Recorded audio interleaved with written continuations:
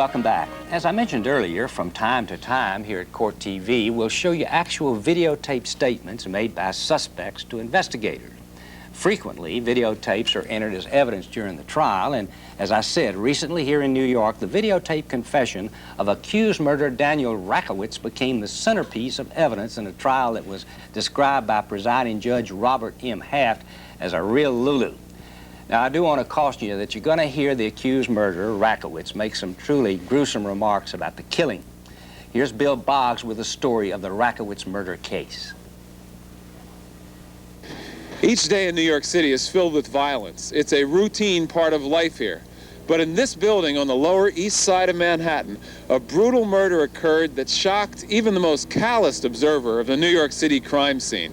What makes the killing of 26-year-old Monica Beerley so unusually disturbing is not that her killer confessed to police on videotape in gruesome detail, but that he did so in a matter-of-fact manner, as if he were calmly chatting with a few friends.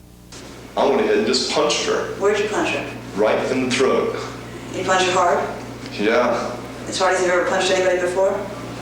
Yeah, well, one time I had a fight with like 19 guys, and then I was punching pretty well too.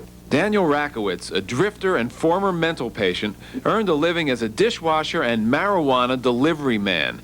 He was, in fact, a self-proclaimed marijuana guru who carried a copy of Hitler's Mein Kampf and proclaimed the power of pot to solve homelessness.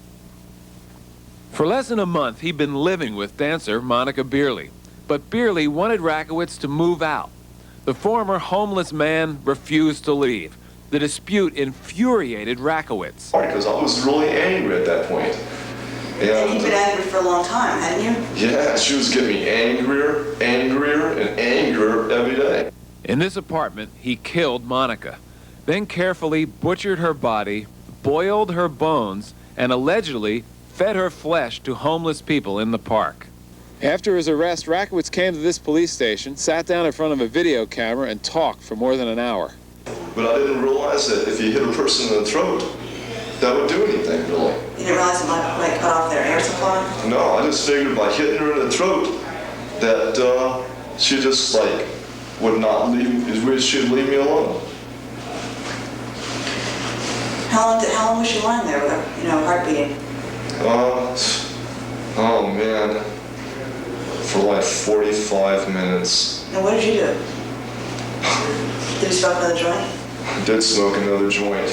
I actually thought that she was faking it all this time. That there was nothing wrong with her. Because her heart was beating. You know? She was still must have been getting air for her heart to be beating, right? Have you ever had any fights with her before? No, it's not where I, hit her or nothing. She had scratched me the night before, in which I threw her on her butt, and she fell backward and all this. And then she was like coming at me again. I slammed the door in her face. And then like she went to my door later, and then I said, hey, if you come in here, I'm gonna hit the hell out of you. You said that to her Friday night? Yeah, Friday night. And she says, well, I'll get you tomorrow then. And she was telling me how earlier Friday she was gonna bring in the guy with the pit bull. And so I was like, well, said, bring him in, I'll kill this dog, that's what I said.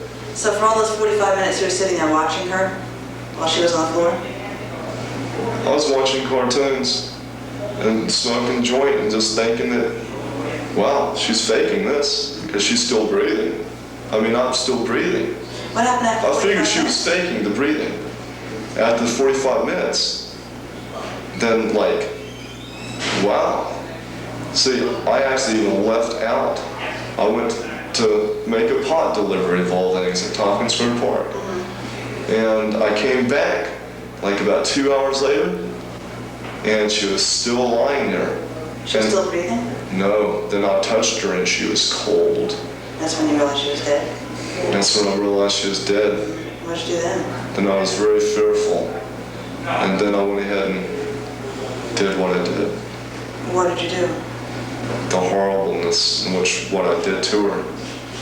I dissected her body totally. Why don't you tell me how you did that? I just started chopping her up, cooking her meat How did you chop her up? with a butcher knife and the aid of a saw. What kind of saw did you use? Just a wood saw Where did you get the saw? from a hardware store. So you went out and bought a saw? That day, I went out and bought a saw. And what time are we talking about now? This is about 4 o'clock in the afternoon. That you went out to buy the saw? Yeah, because I realized, wow, I'm going to be going to prison now for murder, you know? And when did you return from Tompkins Square Park? When I returned there, about 1 o'clock, I'd say. Yeah, about 1 o'clock, I'd say. And that's when you say you realized she was Yeah, dead? then I came back and she was cold. So from 1 o'clock to 4 o'clock, what did you do? From 1 o'clock I was to just 4 like smoking a lot more pot and just was like thinking, what can I do? What can I do? And what was the solution? I was thinking, if I tell the police, I'm going to go to prison for, you know, murder, and I didn't even murder her. It was an accident. So what did you decide to do? And then I said, well, I'm going to do what all my friends advised me to do, what they do in matters such as this. And so, What friends are these? friends that tell me about them having done things like this. That's told me how they've done things like this, and I've done exactly their procedures. Have you ever done it before? No. They just told you about it? Yeah, So, because they're involved into a special religion that they do a lot of weird things like that. so you thought to yourself, how can I get rid of this body? Yeah, And what was the solution you came up with? to do what I did, dissection. This chilling videotape was presented as evidence at the trial, where the central issue was whether or not Rakowitz was criminally responsible when he committed the crime. During the trial, held a year and a half after Rakowitz was arrested, prosecutor Maurice Mathis argued that Rakowitz knew exactly what he was doing and that he was guilty of murder. The defendant went to extraordinary lengths to avoid being caught here, ladies and gentlemen. Indeed, one might suppose that he had committed a virtually perfect crime. The defense attorney, Franklin Gould, said Rakowitz was not responsible for his actions. Please, everything you think about, put it in the context of that man's mental condition. Whether he did it, didn't do it, there's no evidence of it, there is evidence of it. Whatever it is, put it in his mental condition. After a 6-week trial, the jurors deliberated for 9 days. They watched the grim videotape confession repeatedly, trying to figure which attorney they believed. So, is that when you decided to go out and buy a saw? Yes. What did you do first? When you decided that's what you were going to do? I smoked a lot more pot. Smoked up like a 1/4 ounce of pot, you know, during that day or something. I was just like totally flipping out. I didn't know what to do. All right, but at some point you came to a decision, right? Yeah, About what to do to get rid of this evidence. yeah. And what's the first thing you did once you came to that decision? Well, I went and bought me a plastic tarp, put it in the bathtub, then I carried her to the bathtub, put her in there, and then started chopping her up in the bathtub. Why did you get the tarp? Why? So that there would not be no blood in the bathtub. And you did it in the bathtub as opposed to on the floor? Yes, because I knew blood would most likely run. Because I've skinned many of animals in the past. Deer, hogs, and even one cow. And so after you put her in the bathtub on top of the tarp, what did you do? Well, the first thing I did, I let out the blood from the neck. I lifted her legs up above the bathtub so that all the blood would drain down, and so that it would flow downward so I could get all the blood out of her body, which did work. How long did that take? That took maybe about an hour or so. Just because the blood was like didn't squirt out whenever I cut it. It didn't even come out right then. Where did you cut her in order to drain the blood out? Right here. On the left side of her neck? Yeah. How did you know to do that? I don't know. I just thought that was the thing to do it.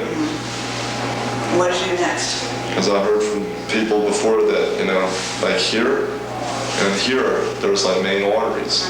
So either which side, it's going to drain your body, the blood. After that, what did you do?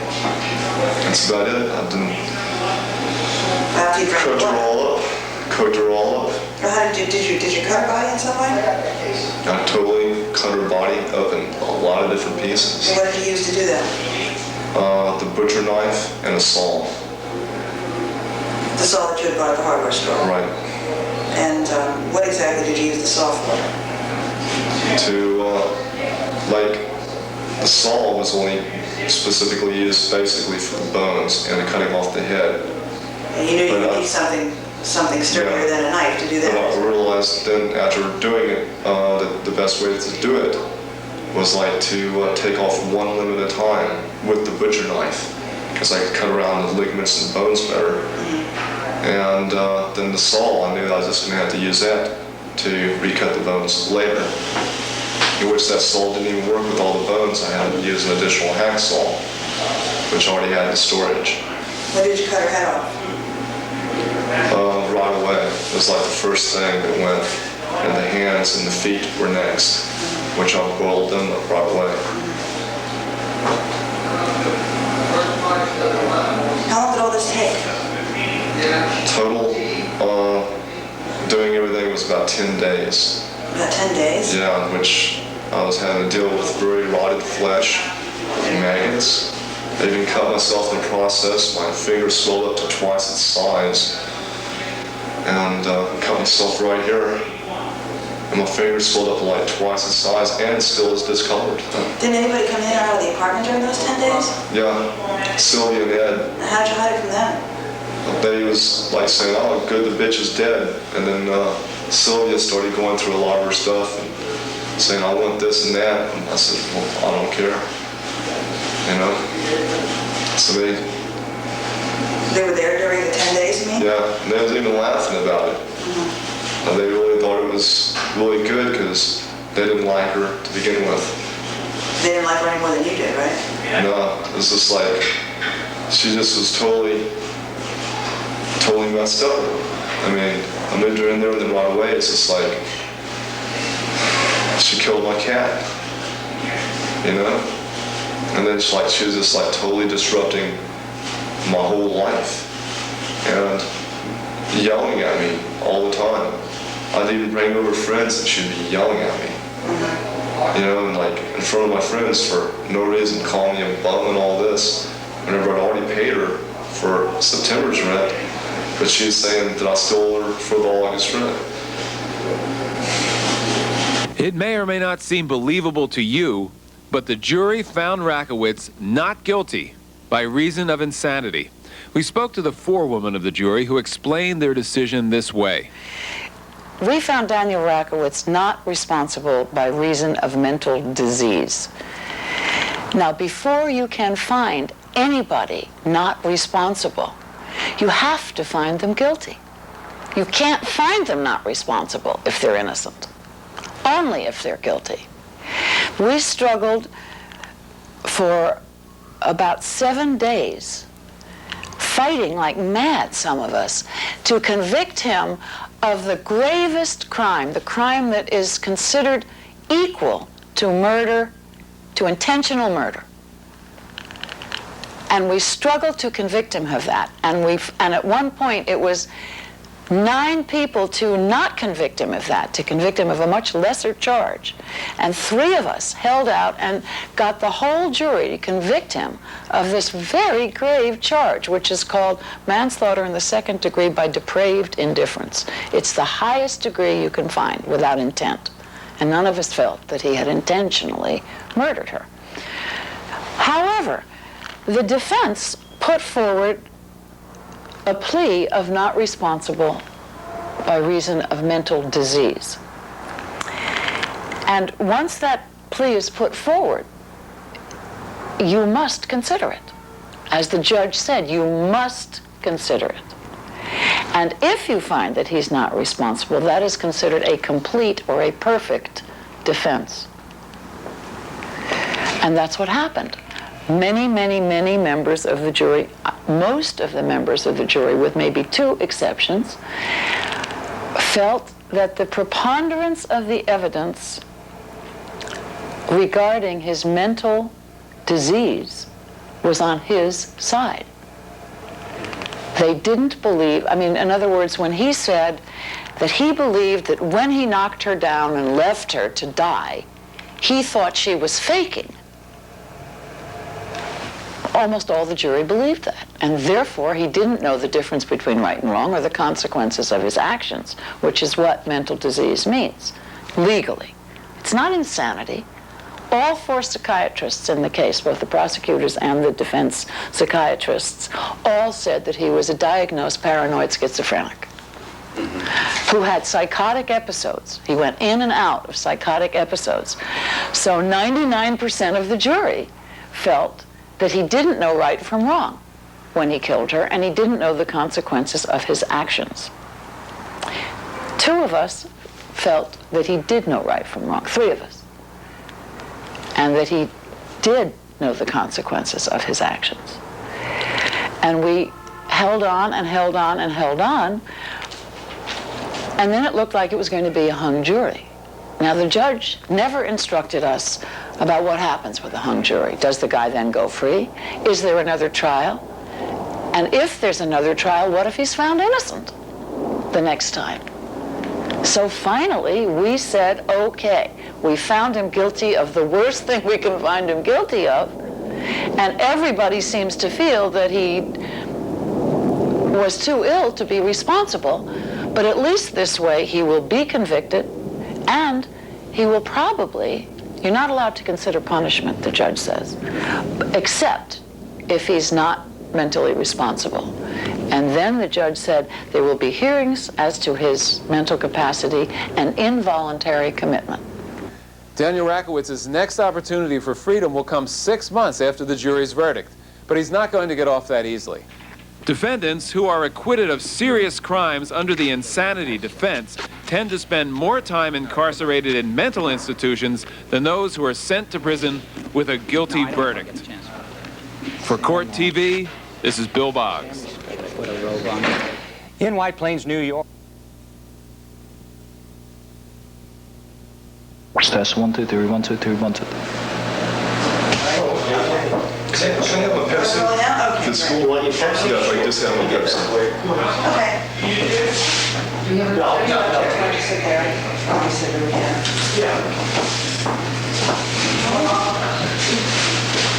God, I could have actually saved her life that Saturday.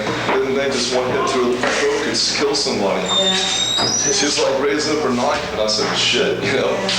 Hit her one time in the throat. Let me just stop you for a second, okay, to introduce myself, all right? My name is Deborah Gell, and I'm an assistant DA here in Manhattan. This is Carolyn Streicher. She's also an assistant district attorney, okay? And you've already met Detective Abernathy, haven't you? Yes, ma'am. Okay, and he's standing up in the back of the room, right? Right. Okay. Before I go any further, you know that this is being videotaped, right? Right. And you have no objection to that? No. Okay. It's about 11:10 in the evening, and it's September 18th, is that right? And I just want to tell you that we're going to ask you a couple of questions about, the death of Monica Beerley, which occurred on August 19th at 700 East 9th Street, apartment 7. Right. And before going any further, I want to advise you of your rights. You have the right to remain silent and to refuse to answer questions. Do you understand? Yes. Okay. And anything that you say can be used against you in court. Do you understand? Yes, ma'am. Okay. You have the right to consult a lawyer now before any questioning, or to have a lawyer present during any questioning. Do you understand? Okay. And if you don't have a lawyer or can't afford one, a lawyer will be provided for you now free of charge before any questioning. Do you understand? Okay. Could you just answer yes or no? Yes. And, now that you've been advised of your rights, are you willing to tell me the truth now about what happened without having a lawyer? Okay. Now, you've been read these rights before, haven't you? I mean, Detective Avenatti told you you had these rights, didn't he? Okay, and you understood them when he Right. told them to you. All right. Why don't you just tell me in your own words what happened to Monica? I don't know, she started off being so nice. And then all of a sudden, she started like flipping out. When did you first meet her? I met her like on a Tuesday. Was that in August sometime? Yeah, I think it's August the 4th or something. It's on Tuesday in August, like the first Tuesday in August. And how did you come to meet her? And I was just walking on the street and seen her. And she passed me by, and I was talking to some other people at the time, so I ran after her to be able to speak to her. So I thought she was cute and all this. And so then I smoked a joint with her. And, well, she seemed all cool, and I was telling her about my apartment. If she knew anybody that wanted to move in, she said possibly she did. So I took her there right then. She saw it. And, you know, she was all nice, totally nice with me. And where was it that you first met her then? Where was this on the street? Like 20th Street and 2nd Avenue. And was it in the, what time of day was it? Do you remember? It's like maybe about 5 or 6 o'clock. In the evening? Right, And you went to your apartment, that's at 700 East 9th Street? right. How long have you lived there? I've been there since like July the 6th. Okay. Where did you live before that? Before that, I was living like in, I was like homeless, actually. Here in New York? Yeah, You're not from New York originally, are you? from Texas. How long have you been living here in the city? For 5.5 years. Anyway, why don't you go on and tell us what happened after you took Monica back to your apartment when you first met her? Well, we smoked some more pot, and we ended up, you know, having sex. And that's about it. And then she left. Did you make any plans to see her again? Or Yeah, so the next day, she came over again, we had more sex. And then I didn't see her Thursday, and then Friday, took her over to the real estate office, and we arranged to have the lease made in her name so she could pay the black rent so that I could really just stay there. And we had an agreement that I could even stay the month of August free and paid like $302.50 starting September 1st. How big an apartment is it? Like 2 bedrooms, a kitchen, a living room, and a bathroom. Anyone else live there? Yeah, like Sylvia and Ed were living there too. In a separate room or Well, there's like coming over there and staying there every once in a while. paying any rent there? No, they didn't pay rent before that. That's why I had the back rent paid. They agreed I could do this, and so then I had that done. Do you know whether Monica worked or how she made her money? Yeah, she was like a go-go dancer, striptease actually. Do you know where she did that? I think 35th Street or something like that, someplace. Did you ever see her when she was working? No, You never went to where she worked? no, because whenever she moved in, it's like total hell that started breaking loose at that point. What happened? I mean, like, she moved in on a Friday. Friday she done the lease, and right after we done it, she says, I don't think that's fair that you're going to live rent-free for the month of August. And I said, well, you know, you agreed to that. She says, well, okay, you know, that's true. I did agree. Just be sure you pay me by September 1st. Sunday, I had a friend move all her stuff in, and I helped her move in also. You know, I even had a broken hand at the time that was still hurting. And I helped her move in and all this. I went out to go get pizza supplies because I was going to make a good pizza, which I did that night.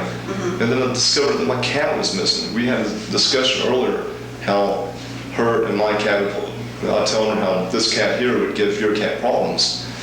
And of all things, I came back and found out my cat had been killed by a pit bull in the hallway. She had put it outside and it got killed by a pit bull. Why did that happen? Because she wanted to make room for her cat. It happened this very same day she moved in. It was just like, oh, this is my apartment now. I can do as I want to. And do you know what date that was? That was maybe like this was the first Sunday in August. And you said, oh, okay, so she moved in on a Sunday? Yeah. Okay. And so what happened when you came home and found your cat out in the hallway? Well, I was hearing from all the neighbors how my cat had gotten killed by a pit bull in the hallway, you know? And it's like, I really did love my cat. It was like the last one that survived from a fire where all the other kitties had died. So did you suspect Monica had something to do with it? yeah, she was even laughing at me about it. You know? What'd she say? She says, well, at least now that cat won't give my cat problems. And it's all smirky, you know? And this is after she already ate a half a pizza, you know, just like laughing at me then over my dead cat. And there's always something else. But what else happened? That's about it. And just like in the course of the next 2 weeks, she was just like totally making threats against me every day. Said she was going to bring her friends to kick me out and all this. Said she found somebody that'll pay rent for the month of August. Whereas I was wanting to live rent-free for the month of August. And anyway, then she finally just says, well, as long as you pay me before the 15th for the month of September, that'd be okay. So I paid her $270 prior to the 15th of August. And then like the day after the 15th, she says, well, you know that you still owe me $30 for the month of August. And I said, what? That's for the month of September. And she says, no, that's for the month of August, because I decided now that you have to pay rent for the month of August too. You're going to have to, you know, bring up some more money for the month of September. And I was like, oh, wow, you know, you can't just go against an agreement like that. When did you have this conversation? When did you change your mind? She changed her mind like on the 16th. Of August? Of August. And then I was like, no way you're going to do this to me, you know? And then like she started then threatening to bring this guy over with a pit bull and all that. And in the meantime, she was always just like making threats to me. She was making threats to me even prior to 16th, before I even paid her that amount of money. I mean, I'd only paid her like $100, you know, like around the 10th even, where she was already making threats against me, you know, saying that, oh, I can kick your ass because you got a broken hand anyway, and all this stuff. So, wow, I didn't want no confrontation. And even on the Friday night, I ended up having like a drag out with her then, which she scratched my arms. I threw her backward and all this. And this was Friday night, when, the 18th? The 18th, yeah. Uh-huh. And was she around very much? I mean, in the apartment? Did you spend much time there together? no, I just like wanted to hang out in my room at that point because I didn't really want too much to do with her because she was just like totally erratic behavior. It seemed like, I don't know, maybe I'm wrong, but she'd like be worked up in a frenzy, like, cause maybe she was like a crackhead. And here I'd smoke my pot, you know, and she was like totally wanting to be violent with me. And she had raised my sword against me. She had raised a piece of steel against me. And then Saturday morning, she actually came after me with a knife. And as she raised the knife to stab me with it, I punched her one time to send her back. And I hit her in the throat. And then she just fell down and started to gurgle and stuff like that. And then I saw that she was spitting out like some, you know, like a hot or a sputum or whatever. And then she wasn't moving no more after that. She was just totally motionless. She came with a knife on Saturday? Yeah. I mean, she actually busted through my door Friday night. And I actually had to barricade my door. And how'd she do that? How'd she do that?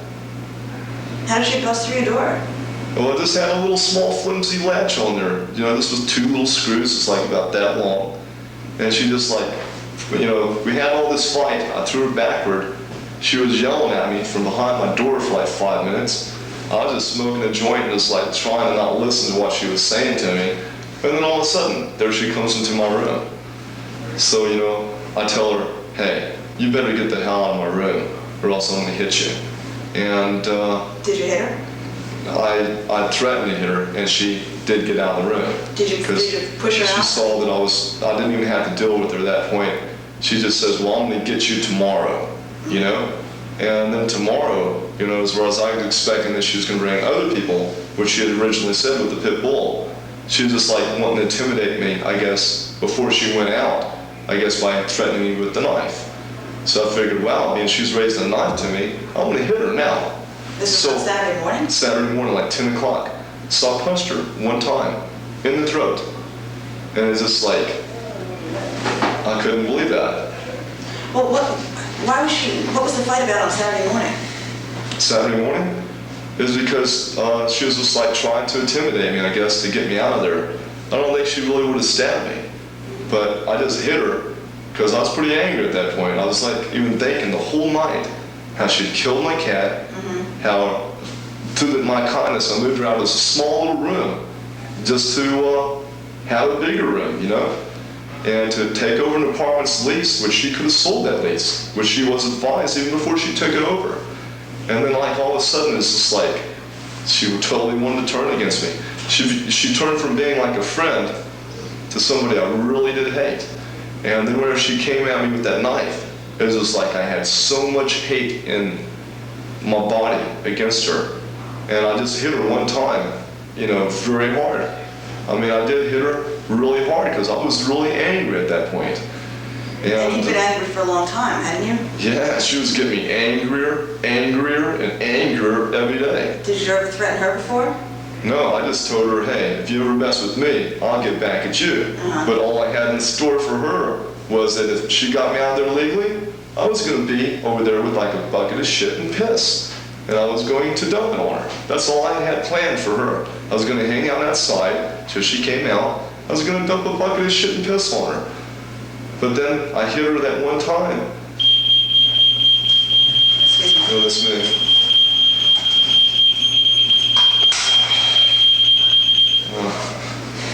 Business calls?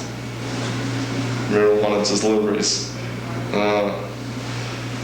There isn't a way I could possibly make a telephone call and say I couldn't make no more deliveries, is it? Not right now. Can you just turn it off for now? Let me just see who this call is, because if I can really write it down. All right, it's cool for now. Okay. And yeah, it's just like I couldn't believe the whole scene there.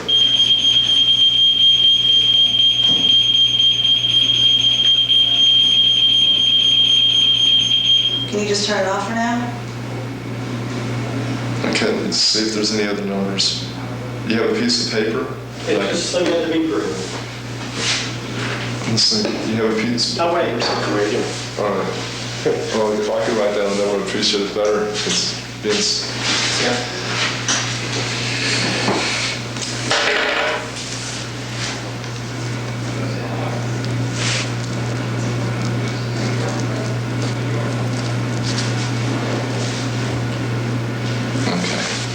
Just shut the beeper off now. okay. Shut off now. Thank you. Well, tell me how angry you were that Saturday morning. Yeah, I was like totally angered from the night before, you know. And you stayed up all night thinking about it? No, I just went to sleep and I barricaded my door, you know, in case she came with the guy early or whatever.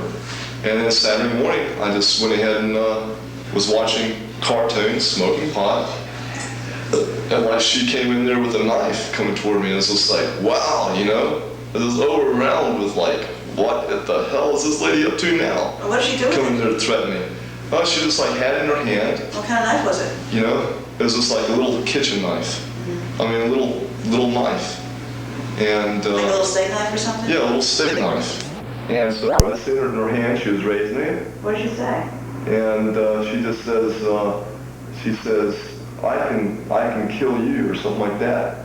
You know, I'll show you not to mess with me. She said something like that. But I was mostly looking at the knife and just thinking, wow, she's raising a knife against me. So she was like raising her knife. I went ahead and just punched her Where'd you punch her? right in the throat.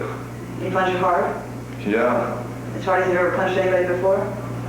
yeah. Well, one time I had a fight with like 19 guys, and then I was punching pretty well too. But that was something else. Yeah, she went ahead and, you know, took a serious punch from me. I hit her very hard because I just had like all this anger and like, oh, you got a knife against me? Yeah. So I just hit her one time. Did you get up to do it? Yeah, I had to get up from my chair, and I got up real fast because she was coming at me with the knife. So How far away from you was she? she came to my door. Maybe she was like 5 feet away from me when I actually noticed that she had a knife in her hand, saying, "I want to get you too," or something like that. Did you ever tell anybody, did you ever tell the detective that man to you earlier today that she had a knife? Remember when you talked to him? Yeah. Yeah? You sure about that? Yes. Sure this isn't the first time you're saying it? No, I said that to you earlier about the knife.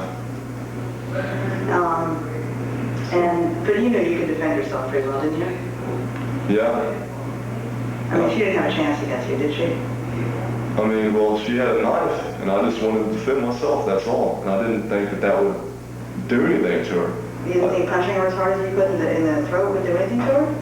I was just like, I was mad at her, and I just didn't want to get cut. And I just wanted to let her know, hey, don't mess around coming at me with no knife. Mm-hmm. You know, if you can get me out of here, get me out of here legally. That's even what I told her Friday night. And she tore up this little anti-displacement unit paper, you know? Did you ever punch anyone in the throat before? No. What happened when you did it? What happened? Well, she just fell down, and then she just started making gurgling sounds. How did she fall down? She just... She fell on her back? Yeah, she fell down right on her back. And what did you do then? Just started gurgling, and then her arms just went to her side, and she was just like that. And what did you do then? Then I was just like, wow. You know, and I was just like, I was waiting for her to get up because I didn't think I'd done nothing to her. Really, I was just like thinking, she's just faking it, you know? As hard as you hit her, you didn't Yeah, and think I was thinking, you know, well, I don't know why the hell she's faking it. And then I went in and lit up my joint again, smoked the rest of my joint, you know, waiting for her to get back up, thinking that she was just faking on me. And I was thinking, why the hell would she be faking on me like this? Why would she be? I didn't know. And How long did it take you to smoke the rest of your joint? like maybe 5 minutes. And she was lying on the floor Yeah. the whole time? Yeah. Still making noises? No, she like totally wasn't making no more noises. Wasn't moving? Wasn't moving. You still thought she was faking on you? Yeah. I still was thinking she was faking on me until finally I got up and I touched her. And she wasn't responding at all to the touching. Where'd you touch her? I just like, you know, grabbed a hold of her like shoulder and said, "Hey, Monica, you know, why are you doing this, you know? Her eyes? Get up." Yeah, her eyes was open. Was she breathing? No, because then I even lit a match and I like put it in front of her nose. And no, the match wasn't moving.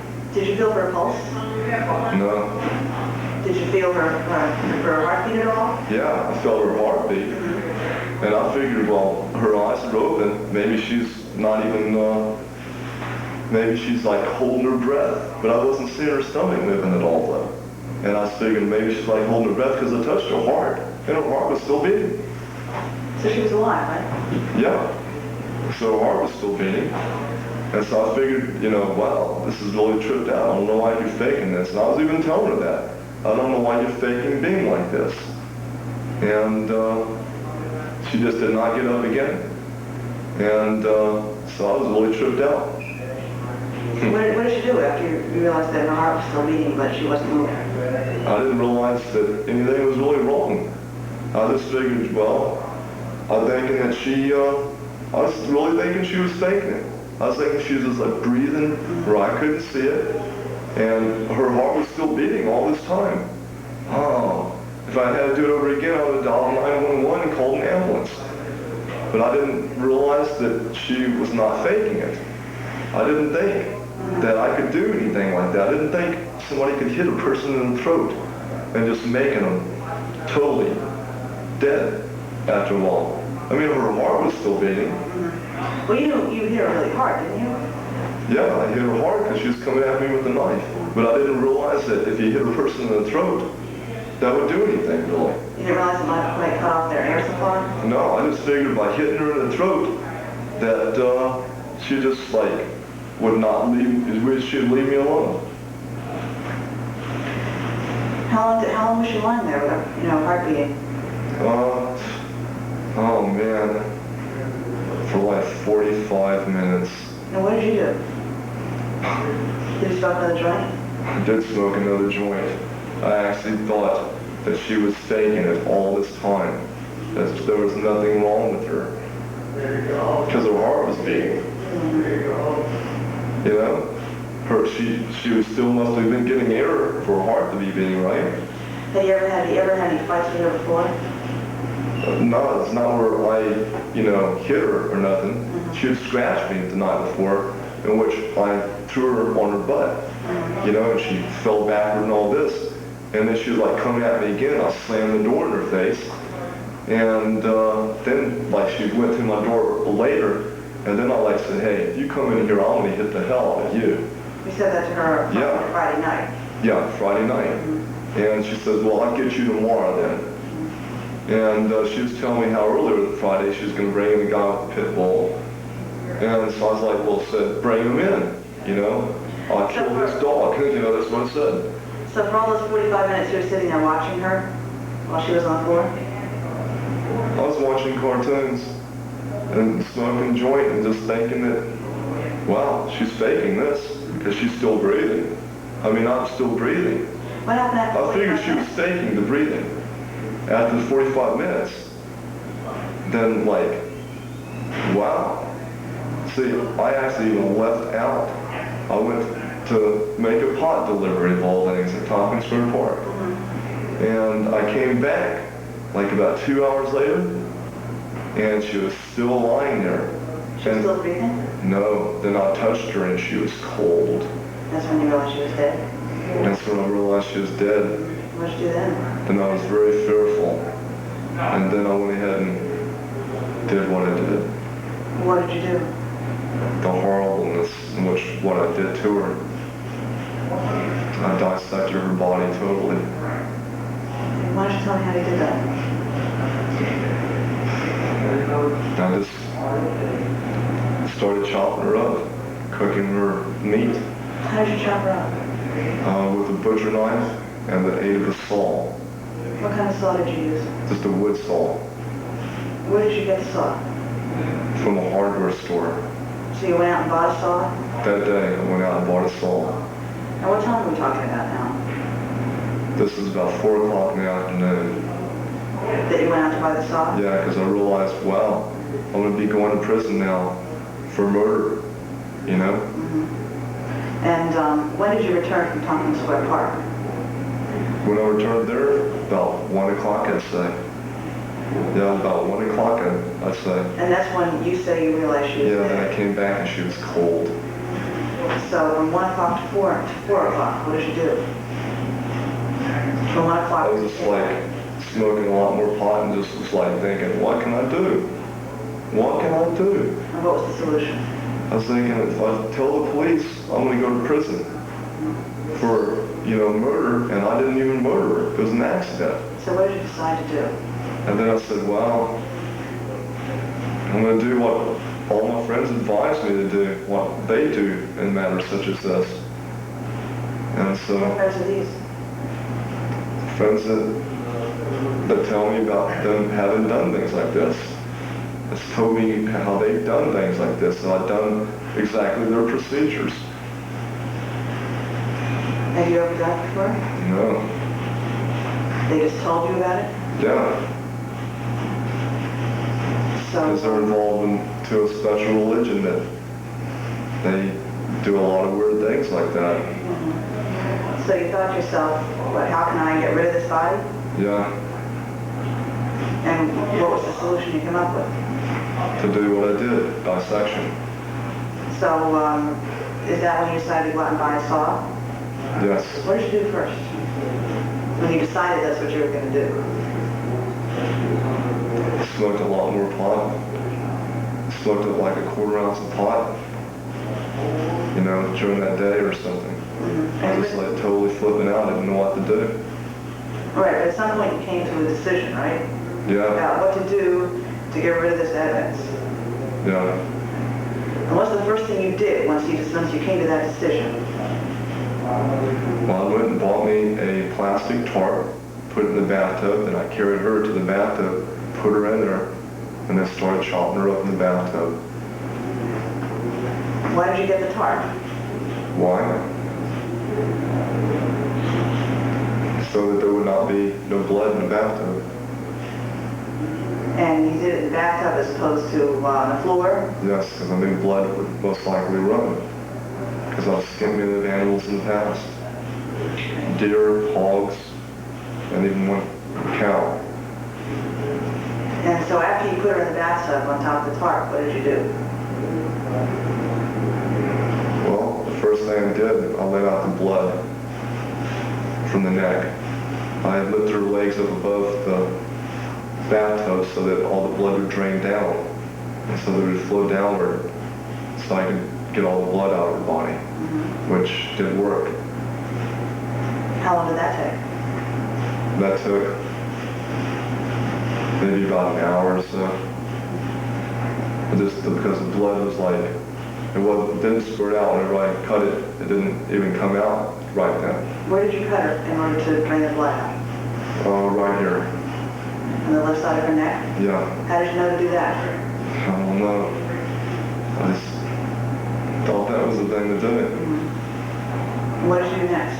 Because I heard from people before that, like here and here, there's like main arteries. So either which side, it's going to drain your body, the blood. After that, what did you do? That's about it. I didn't After you drained the cooked her blood? all up. Cooked her all up. Or how did you cut her body in some way? I totally cut her body up in a lot of different pieces. So what did you use to do that? The butcher knife and a saw. The saw that you had bought at the hardware store? Right. And what exactly did you use the saw for? The saw was only specifically used basically for the bones and cutting off the head. And you knew you would need something sturdier than a knife to do that? But I realized then after doing it, that the best way to do it was like to take off one limb at a time with the butcher knife, because I could cut around the ligaments and bones better. And then the saw, I knew I was just going to have to use that to recut the bones later. In which that saw didn't even work with all the bones. I had to use an additional hacksaw, which already had the storage. When did you cut her head off? Right away. It was like the first thing that went. And the hands and the feet were next, which I boiled them up right away. How long did all this take? Total, doing everything was about 10 days. About 10 days? Yeah, in which I was having to deal with very rotted flesh, with maggots. I even cut myself in the process. My fingers swelled up to twice its size. And cut myself right here. And my fingers swelled up to like twice its size and still is discolored. Didn't anybody come in or out of the apartment during those 10 days? Yeah, Sylvia and Ed. How'd you hide it from them? They was like saying, oh, good, the bitch is dead. And then Sylvia started going through a lot of her stuff and saying, I want this and that. And I said, well, I don't care. So They were there during the 10 days, you mean? yeah, and they was even laughing about it. And they really thought it was really good because they didn't like her to begin with. They didn't like her any more than you did, right? No, it was just like, she just was totally messed up. I mean, I moved her in there in right away. It's just like, she killed my cat, And then she was just like totally disrupting my whole life and yelling at me all the time. I'd even bring over friends and she'd be yelling at me. And like in front of my friends for no reason, calling me a bum and all this. Whenever I'd already paid her for September's rent, but she was saying that I stole her for the August rent. So when did you first start to not get along with her? I mean, I thought you got along with her great at the beginning. Friday, the day she signed the lease. That's whenever she first started saying that she was going to kick me out if I didn't give her like $400. So she wouldn't have anything else to do with you, is that right? Yeah, it was just like, she was totally cold, but the day after the cat thing, I had a chance to have sex with her though. And I was thinking about it, even though my cat had been dead the day before, I shouldn't have had nothing to do with her for that. But I was going to give into it anyway, but on examination of her vagina, I'm seeing these little brown sores that told me I didn't want no more to do with Monica. And then I said, I forgot I gotta pick up some pot for later marijuana delivery. So at that point, I left. At that point, you decided you weren't going to have anything else to do with her. Yes. So it didn't bother you that she was being cold to you?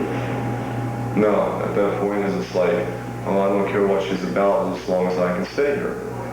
And I didn't think that she could, kick me out legally. That's why I even went to the anti-displacement unit and was seeking their help. I was going to do all sorts of work Monday in that area, trying to stay in the apartment. But instead on that Saturday, she lifted up my sword to me before. She lifted up a steel rod to me before, threatened to hit me and all this. She never hurt you before, did she? No, she never hit me before. She never got near you, did she? Friday night, though, she tried to kick at me, and I caught a hold of her foot. She tried to kick me here. Caught a hold of her foot.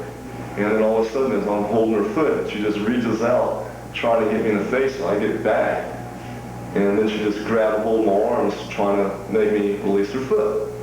And at which point she dug in, and I got a scar here, and a scar here now. But you can defend yourself pretty well, can't you? I didn't know. I know I did against a gang of 19 people once. How long ago was that? I was able to survive May the 20th of last year, 42nd Street, 7th Avenue, in which even Officer Kidd came and saw how bloody I was. He's of the 9th Precinct now. And he saw how bloodied I was, from that whole fight. But they was trying to kill me, and they were not able to kill me. I was able to stab and slice approximately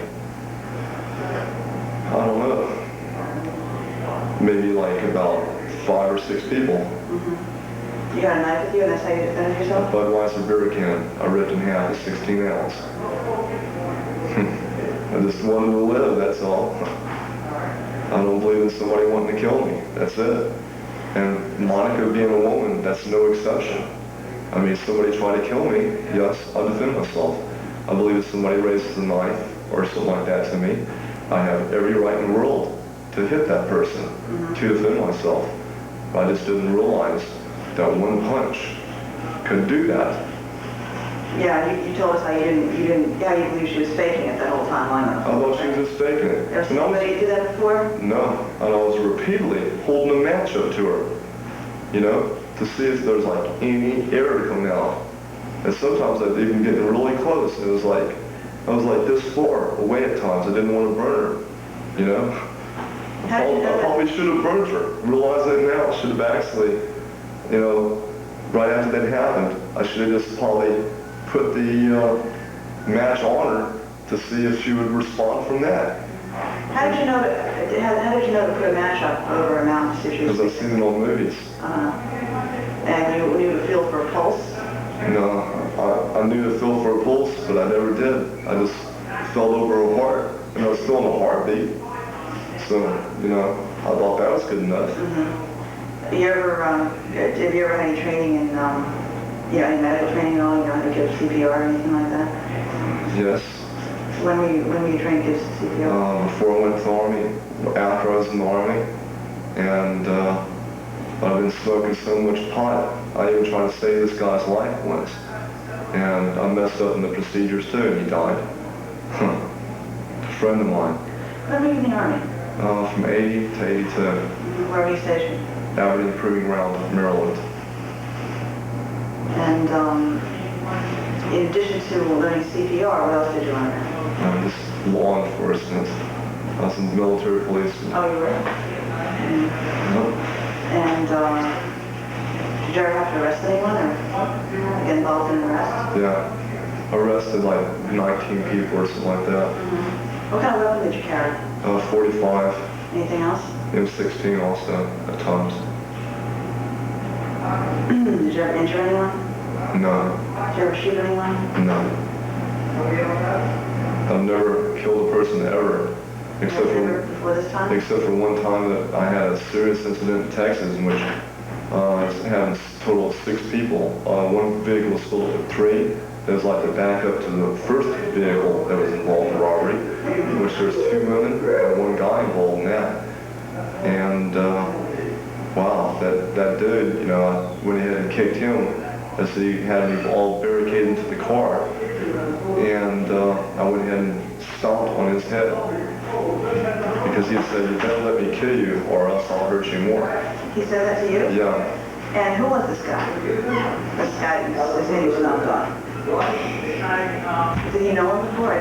No. I'm sorry, I was a little confused when you were telling me the story about the robbery or something. No, in Texas. Yeah. No, I've never seen this guy before. I was with these two women having a party, and they said they had car troubles. Then all of a sudden I said, wow, that car was sounding good. This must be some type of setup or something, you know? Tried to open up the door, and I couldn't get out of the vehicle. Who was driving? The handle was just messed up. One of the girls. So you were in the car with two girls? Yeah. And one of them said they were having car trouble and they couldn't get out? I took turns having sex with them both. And so after that, they said there was car trouble? Yeah.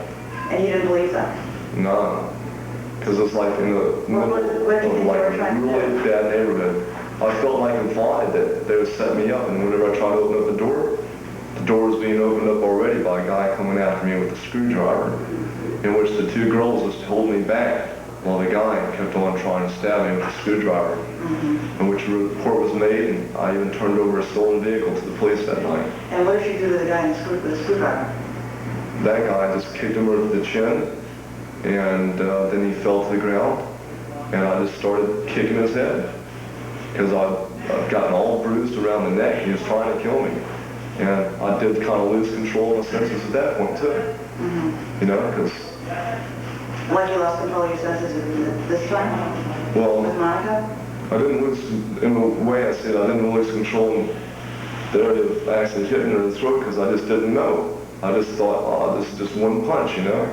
I just wanted to hit her one time so she wouldn't mess with me. So you were in control, is that right? I was in control then, yes. It's just an accident. And, yeah, well, you meant to hit her in the throat. That was an accident, right? Actually, I meant to hit her in the chin. I missed. And I hit her in the throat, right here. That's what I was asking, meaning to hit her was in the chin. How long ago was it that this guy in Texas, the Sadie Stonefeld, he died? That was back in October 3rd, 1980. I don't even know if he did because the other vehicle came along and dragged the guy to the car. He was unconscious also. You were never arrested or anything? No. No. Did you ever tell the police about it? Oh, sure. I went to the police that night. A taxi cab wouldn't give me a drive to the police station. And I said, you're going to give me a drive to the police station. I got in his car. He gave me a ride to the police station. And we looked all over for the car. I couldn't find it. Then finally I found it. I said, that's the car. And we went there, and there was like 5 or so different bloodstains in the backseat of that car. Where I wasn't the only one that they tried to victimize. There's other people that apparently had been killed in that car because they said that car was not reported for robberies before. And I could see the dry blood in the back seat. But you killed that man by stomping on his head? I don't even know if I killed him. Did you later learn that you killed him? No, I never was told. You never were told? No, but the police told me it didn't matter anyway because he was trying to rob me.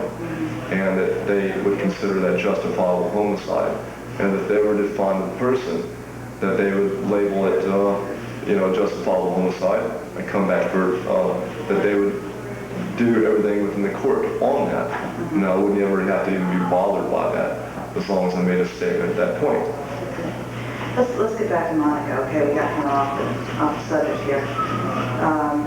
You started to say it took you about 10 days to completely dispose of her body. Yeah, justifiable homicide. I come back for, that they would do everything within the court on that. No, I wouldn't ever have to even be bothered by that as long as I made a statement at that point. Let's get back to Monica. Okay, we got kind of off the subject here. You started to say it took you about 10 days to completely dispose of her body. Yeah, it was like... And tell me what you did every day. Mostly I couldn't even go around her because I was so sick of it. I couldn't eat during that time. It was like I was almost throwing up all that time. I was totally just horrified at the whole scene. And what did you do physically with her body during that time? Flushed her piece by piece down the toilet, cutting all the pieces into smaller pieces. And what about her head? Where'd she do that? I just took all the skin off of that and flushed that down the toilet also. And some of the meat I actually threw out in the trash at the Cristadora, which is 9th Street in Avenue B. And before, you said something about putting in hot water. Yeah, they had, and they all Why did you do that? over to cook her up so I could manage the meat better. So I could slice it up so I could dispose of it better. Did you do that all in one day or over the course of several days? Of course, for several days. But even when it was all fresh, I was like totally repulsed from doing this. It's like, couldn't believe that this was happening. It's like, I can't believe this is happening. You know, it's like, wow. But you were in control. You knew what you were doing, didn't you? Yeah, I knew what I was doing. I knew I didn't want to, get locked up in a mental institution for life or in prison for life for having killed somebody that was an accident. And after 10 days, what did you do? And what did you do with the bones? Then I put her into storage Where did you put it? with kitty litter, 43rd Street. With kitty litter? Yes. What, you thought that would be something with the smell? Yeah, and it did. Took away all the smell and dried out the bones really well. What did you do with the teeth? Oh, they're all was broken out of the skull, and so that I could dispose of it all. What did you do with the skull? It was in with the bones. Was it all intact? Was the skull intact or 2 pieces. in 2 pieces? Yeah, the lower jawbone and then the upper head. And when did you put her in storage, as you said? Like after 10 days. Do you know the date? No. I mean, where did you store it? And my storage facility on 43rd Street. How long have you had a storage facility there? Like about 6 or 7 months or so. And did you put her bones in any kind of container or anything like that? Yeah, just a compound 5-gallon container. Plastic container with a close-tight lid. And so what date are we talking about now, approximately? I don't know, like 10 days later.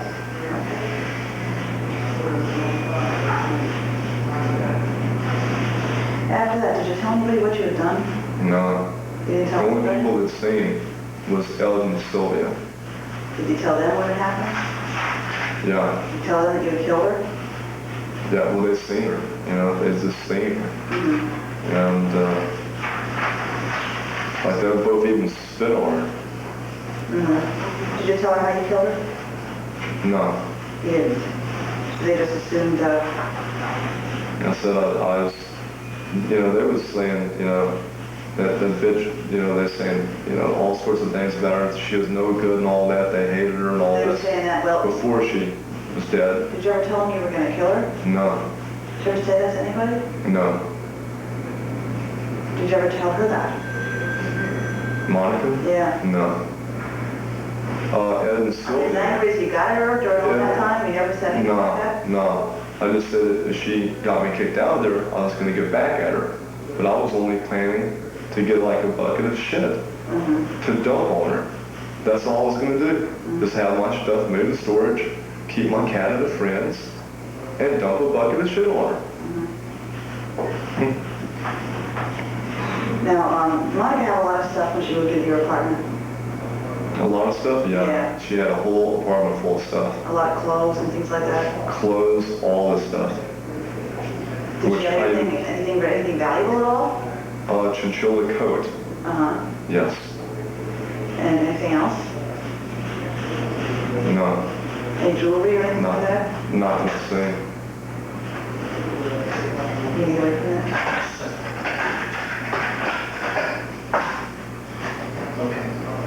Did she have any jewelry at all? Yeah, she had like a ring and like 2 rings that I took because the super was getting ready to take all this stuff. And he had taken her tapes and stuff like that. When was the super going to take her stuff? Like about 2 or 3 days before I moved out. He came in to, just rummage through her stuff, rip off her stuff, which he took he took women's lingerie. Did anybody ask you where Monica was? Or have you seen her? Who Who asked you that? Like, the super. What did you tell the super? I said, I don't know where she's at. That's all I told him. Did he ever ask you again? Yeah. He was just asking me every time he saw me. I said I hadn't seen her. So you lied to him every time? Yeah. Who else did you lie to about? I lied to the police initially. Because I'm super scared of it. I got a whole life, you know, ahead of me, and I didn't want to be all washed down the drain just because I was trying to be friendly to somebody. And I was just wanting to share my rent and be able to have a place during the winter time. That's all I was wanting. And I was even telling her before she moved in that I only wanted someone to pay half the rent so I'd have a place during the winter time. And then like right away she was saying, oh, I got friends who want this apartment. You know, you don't look like you'll ever be able to pay the rent anyway. And then I surprised her by paying her $270 by the 15th. And then it's like she was saying, oh, okay, you owe me $30 for August now. You know, whereas I was supposed to be in August, they're free. It's like no way of negotiations. And that was your apartment originally, right? Yeah, I got this through some friends. And then like she was like totally telling me that, you know, she didn't want me to live there no more because she has a friend that'll pay $400 a month to her, starting with the month of August. So here you meet this woman on the street. Yeah. She's real nice and everything. And Yeah. you're getting along okay. And then all of a sudden Yeah. she turns on you, right? Getting along okay until the lease was signed. Then as soon as the lease gets signed, she like Trying to take advantage of you? came into a total monster. Yeah. She's just like saying, oh, you know, you're stupid and all this. And she even told me one time I was stupid for having let her sign the lease. I'm serious. That's just calling me stupid every day. No. I mean, I was just like totally shocked that somebody could be like that. Nothing like that's ever happened to you? No. You never like, you know, met a woman that you thought was okay and then, you know. I've never. I mean, I consider myself like an innocent kid in a way in a lot of respects. You're an innocent kid? Yeah. Like, you know, because like marijuana, it would like totally retarded, I guess, my brain. And somehow like totally been like a kid since the age of 13. Serious, that's how I've always felt. And I didn't expect something like that to come down. I just figured if you're nice to somebody, you know, that person has no reason to be nasty to you. I never realized something like that would happen. God, the old expression that, you know, goes, watch out who you bring into your home. And I didn't realize that a, you know, kind of cute blonde would be something so bad to bring into my home. I thought it would be such peace. And, you know, and not really a bunch of horror. When did it finally get too much for you? When? Oh, it was like too much for me. Sunday even, whenever she killed my cat. I was like, wow, she killed my cat. You know? I mean, did you decide then to get her back? No, I didn't even decide to get her back. I didn't even, you know, I just said, wow, she killed my cat. And I was thinking about killing her cat, to be honest with you. All that time I was thinking about killing her cat. And then I was thinking, no, I don't want to kill her cat. Because I think I'll just, you know, try to take her cat and give it away to a friend. And I was actually trying to find people to give her a cat to. And nobody wanted her cat. Because I was going to deprive her of her cat like she did mine. But then I started thinking too, that if I did that, maybe she might do something to my cat, which I still have. And which I didn't want to have nothing happen to the mother cat, which is the mother of the daughter that got killed. So it just kept getting worse and worse while she was there, is that right? It was like totally an escalation of horror.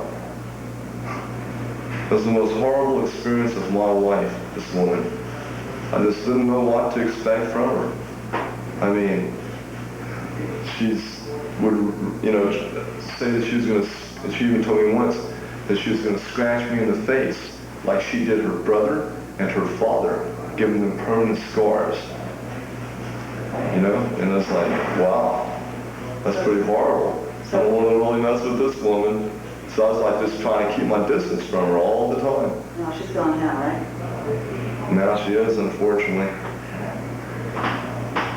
Because I never intended for that to happen. Where's your coat now? The chinchilla coat? Oh, the chinchilla coat? Yeah. I left it in the apartment. You left it there? Underneath the bottoms, there was like 3 or 4 suitcases, and I put it underneath the bottom suitcase. Because Is I that pretty see, valuable? yeah, I guess so. Whenever Sylvia was going through the stuff, I told her, hey, you know, don't take that. Leave that here, you know, so we can give that to the mother or something like that. So we can turn this property over to the police or whatever. What about her jewelry? The jewelry, I wouldn't let Sylvia go to that neither. But whenever the super came in there, the jewelry was right there. And he started going towards the jewelry. And like I got in front of it and just picked up 2 rings. And then he went through it and picked up some things out of it. I don't know exactly what it. These 2 rings, these are the rings you took off your fingers after you killed her? I took like one finger, one of the rings off her finger, which I can't remember which one. Okay. And where is that? I think I did. What did you do with that? Shit, I can't even remember what did that. Did you put that in storage with the rest of Yeah. with the rest of her? Yeah, I was going to turn over the rings though. I was going to turn over the clothes that I took from Sean and this Lori on St. Mark's Place. You were going to, I don't understand, you're going to turn over the clothes that you took from them? Yeah. What clothes did you take from them? All sorts of stuff in which I filled up a suitcase and a bag with. Whose clothes were they? Those was Monica's. Oh, in other words, you had them get rid of the clothes for you? No, I was walking along St. Mark's Place and I just was looking at them. You know, and I said, wow, this looks like Son. I've seen Son and this Lori. And I was talking to him, and then all of a sudden I looked down and seen all of her stuff and even some of my stuff out there being sold on the street. And what did you do with it then? I just said, hey, you know, this is Monica's stuff. And I took it from them and put it in my storage. Okay. And are they still there now, or? No, now it's like they got the storage facility. Who did, the police? Yes.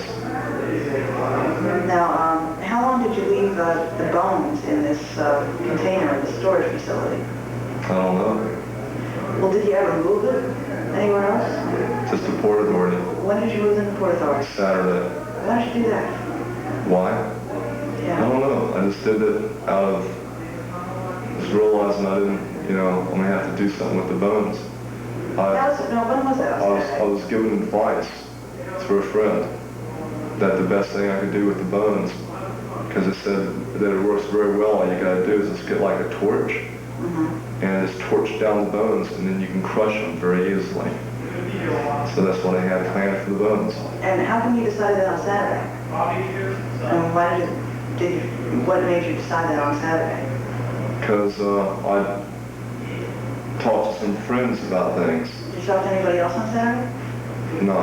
I was talking to this dude, like, this is like maybe Thursday or something, that's involved in a particular religion in which they do things like that. Did you talk to the police on Saturday? Yeah. So it was after you talked to the police that you went to that you decided you better do something with those bones? Yes. And you didn't tell the police the truth then, did you? No, because I was very, very frightened. I didn't, you know, like Detective Abernathy was saying to me that if I just said that if it was an accident, even though I dissected the body, that they wouldn't do nothing to me. But I couldn't really believe that because I've been set up even just for marijuana possession in Texas. And I fear the police very much.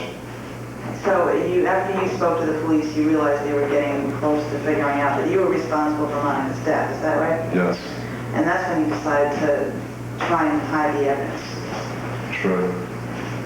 And that's when you took the bones out of storage and took them to the Port Authority? Right. And what did you do with them there? Just put them in a bag.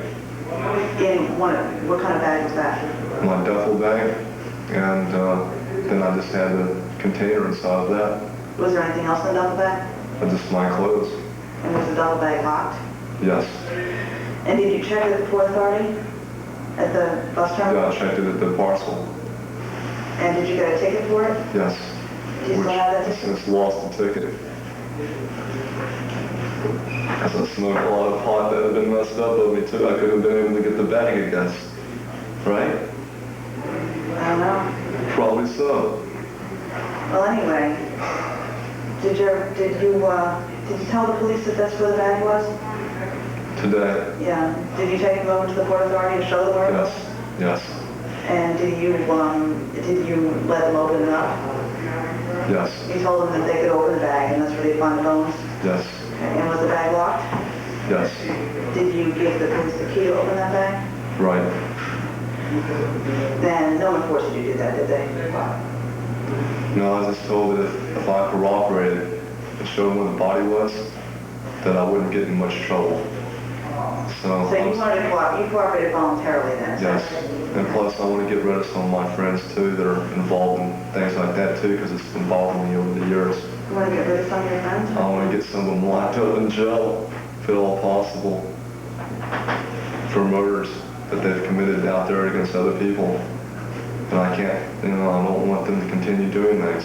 This is just an accident on my part. But some of the things that they do, such as killing little infants, like there's women involved in the church that they'll have actual infants, and they'll kill their little baby then.